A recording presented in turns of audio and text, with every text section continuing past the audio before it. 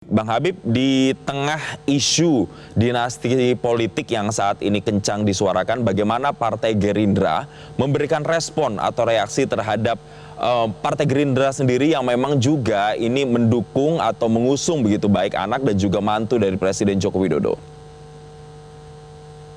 Ya, kita memaknainya seperti apa soal dinasti politik? Apakah dalam konteks negatif, apakah dalam konteks yang netral setidaknya? Kalau soal pertalian keluarga, hal yang sama kita lihat di PDI Perjuangan. Mulai dari Bung Karno ke anak-anaknya, Ibu Megawati, Mbak Puan, anaknya Mbak Puan, semuanya kan berkontestasi untuk jabatan politik.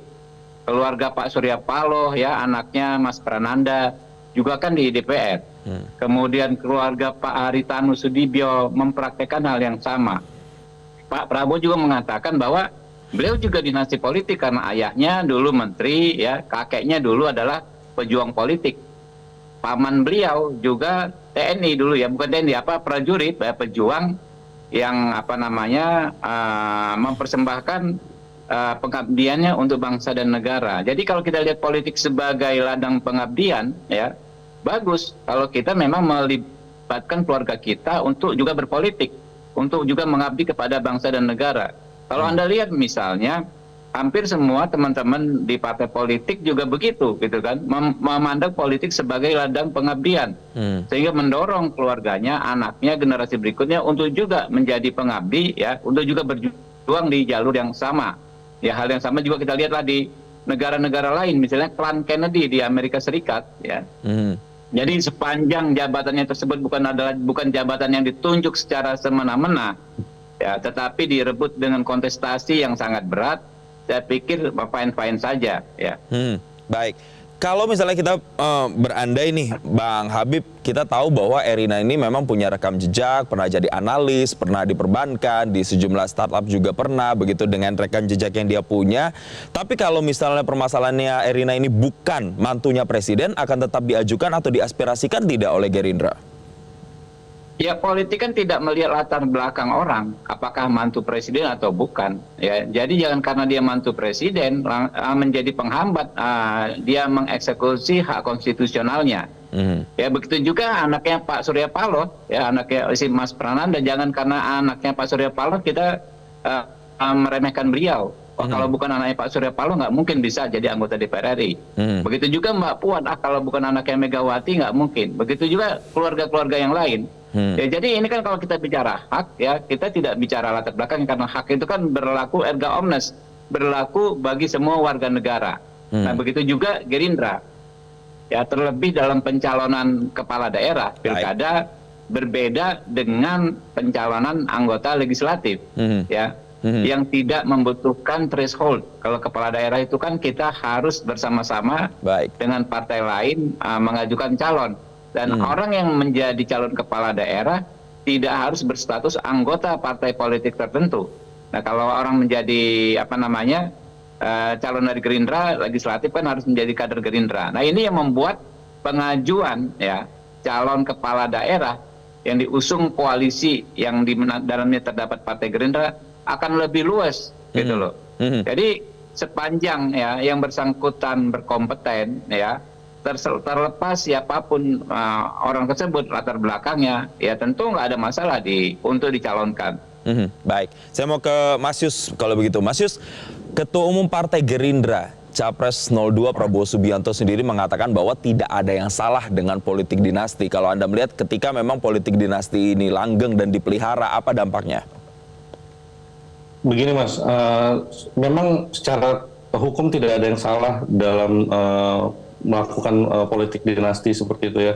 Namun yang harus diperhatikan adalah bahwa demokrasi ini adalah sebuah proses, gitu, bukan cuman ujungnya di hari pemilihan.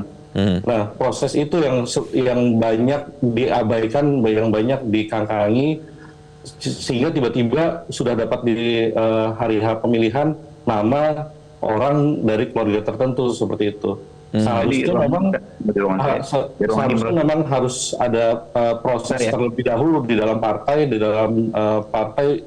ada kaderisasi, ada pendidikan dan lain-lain, sehingga pas sampai di ujungnya pencalonan itu kandidat yang bersangkutan itu sudah memiliki pengalaman, rekam jejak dan pengetahuan yang cukup untuk menjalankan sebuah pemerintahan seperti itu.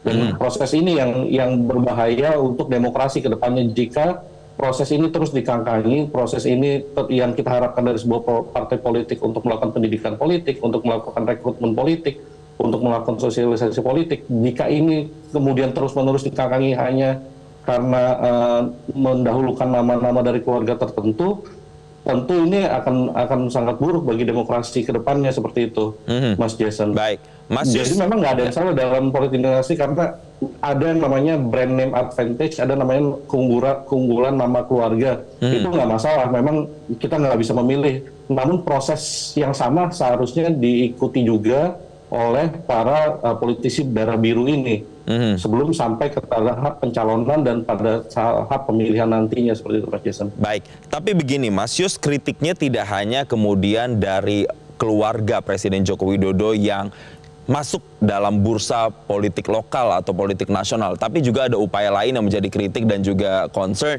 mulai dari RUU DKJ, di mana salah satu pasalnya adalah supaya nanti bisa gubernur itu dipilih presiden langsung. Kemudian juga nggak ada hubungan, jangan dihubungin. Bang Habib tunggu. Sorry, Ini Jason, sentimen juga pendapat lain bahwa itu juga ada begitu. Nggak ada Itu kritiknya nyata di masyarakat terkait dengan itu juga menjadi sentimen yang masuk dalam kenapa akhirnya dinasti politik ini nyata adanya begitu. Faktanya jauh kok. Bagaimana Bang Habib? Apa hubungannya? Undang-undang DKJ itu belum dibahas, Bos. Gitu. Iya. Dan semua partai mengatakan gubernur DKI akan dipilih oleh rakyat secara langsung. Kenapa Anda kaitkan dengan politik dinasti? Apa hubungannya? Ini kan jaka sumbung gitu loh. Enggak. Ini kemudian saya mau mencoba memberikan garis merah begitu. Tidak hanya secara personnya saja yang kemudian ini masuk dalam bursa, tapi ada juga sentimen-sentimen lain, Bang Habib. Nggak ada hubungannya, karena itu undang-undang teksnya saja belum ada RUU itu gitu loh. Dan semua partai sudah mengatakan akan dipilih langsung oleh rakyat. Apa hubungannya dengan topik hari ini? Enggak. Maksudnya ini tidak hanya secara personnya saja atau keluarga dari Presiden Joko Widodo saja yang kemudian ini menambah sentimen lagi terkait dengan dinasti politik. Tapi ada sentimen lainnya yang coba saya bawa begitu, Mas Habib, Bang Habib. Nah ini selain UU DKJ, Anda berkeras memang saya katakan nggak ada hubungan. ada kekacauan rekapitulasi juga. Ini kemudian yang sangat sering sekali disuarakan. Saya mau bertanya begini. Ya. Bang Habib, pertanyaan saya itu sebenarnya lebih kepada apakah upaya-upaya seperti ini semakin memperjelas bahwa adanya dinasti politik yang semakin nyata. Jadi itu pertanyaan saya ke Mas Yus sebenarnya. Saya bicara ya, boleh ya. Silakan Bang Habib. Apa yang disampaikan Bang Yus itu aspirasi, ya. Benar, beliau seorang ilmuwan. Tapi tentu ada aspirasi lain dari masyarakat, ya, yang mungkin juga berbeda atau bahkan berbeda secara antagonis dengan apa yang disampaikan Bang Yus. Misalnya ya, ada yang mengatakan substansi demokrasi adalah hak rakyat untuk memilih melalui prosedur ya yang diawasi secara bersama-sama. Nah, kalau ya jabatan yang disebut adalah jabatan yang ditunjuk, tepat apa yang disampaikan Mas Yus. Tetapi kalau jabatan tersebut adalah jabatan yang dipilih, maka kembali ke substansi demokrasi. Rakyat memilih mana? Apakah benar rakyat setuju 100% dengan apa yang disampaikan Mas Yus? Oke. Apakah sebagian besar rakyat tidak setuju dan punya pandangan lain bahwa ini ternyata ya orang-orang ini, Pak Prananda Paloh, Ibu Puan, ya orang dari keluarga yang mereka hormati, ya orang dari keluarga yang mereka selama ini jadi panutan, sehingga mereka tidak keberatan apabila sosok-sosok tersebut masuk ke dalam kontestasi lalu dipilih secara prosedural, ya secara hukum, secara etika, ya tidak ada yang dilanggar, sehingga mendapatkan kepercayaan dari rakyat. Jadi ini kita nggak bisa halangi yang seperti ini, Mas. Saya mungkin saja sependapat dengan Mas Yus, tapi kalau ada orang punya latar belakang keluarga politisi ingin berkontestasi, kita nggak bisa halangi atas nama demokrasi, kita nggak akan bisa menghalanginya. Gitu. Baik, oke. Saya minta Mas Yus menanggapi. Bagaimana tanggapannya Mas Yus terkait dengan statement Bang Habib tadi? Gini, kalau saya boleh menanggapi, sebenarnya Gerindra punya contoh baik, Mas, terkait dengan politik dinasti, namun berproses. Di dalam Gerindra ada Mbak Saras Jiwandono, ada Mbak Saras, ada Mbak Rahayu Saras, ada kemudian ada Mas Budi Jiwandono, ada Mas Thomas yang masih keluarga Pak Prabowo, namun berproses ya kan. Mas Thomas dan Mbak Saras dan Mas Budi itu sudah berproses dari akhir 2010-an, sudah mulai berproses gitu, udah mendapatkan menduduki jabatan-jabatan penting di dalam partai, mendapatkan pengkaderan dari Partai Gerindra, dan kemudian pada akhirnya dicalonkan gitu. Mbak Saras kemudian dicalonkan di Pilkada Tangsel misalkan, terus kemudian Mas Budi dicalonkan di Pileg misalkan seperti itu. Itu menurut saya sebuah contoh yang walaupun tidak ideal untuk demokrasi, sebuah contoh yang bisa diikuti oleh partai lain, di mana meskipun dia memiliki hubungan kekerabatan, harus berproses dulu di dalam partai, harus dikaderisasi di dalam partai, mendapatkan pendidikan yang cukup, mendapatkan tempat yang cukup, baru kemudian maju ke kontestasi publik. Jadi sebenarnya Gerindra sudah punya contoh yang baik seperti itu.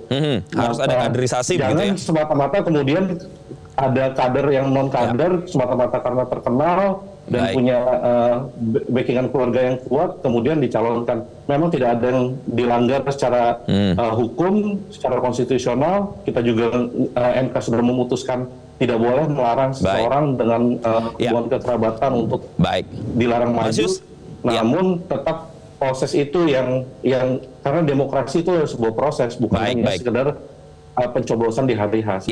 Mas Yus, sedikit saja singkat karena waktu kita terbatas, tadi menyinggung soal sebenarnya Gerindra punya contoh baik. Tapi kalau kita melihat apa yang terjadi saat ini, ada masuk nama mantunya presiden dalam bursa yang diajukan oleh yang dibahas atau dibidik oleh Partai Gerindra sendiri. Apa yang akan jadi dampak Partai Gerindra ketika Partai Gerindra ini terus mengusung atau mendorong yang bukan kadernya?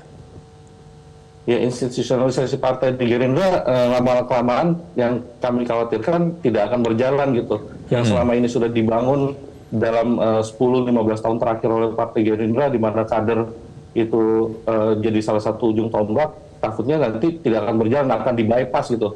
Ujung-ujungnya yang kita temukan nanti keluarga melawan keluarga, siapa yang berdarah biru bisa dimajukan meskipun bukan kader partai.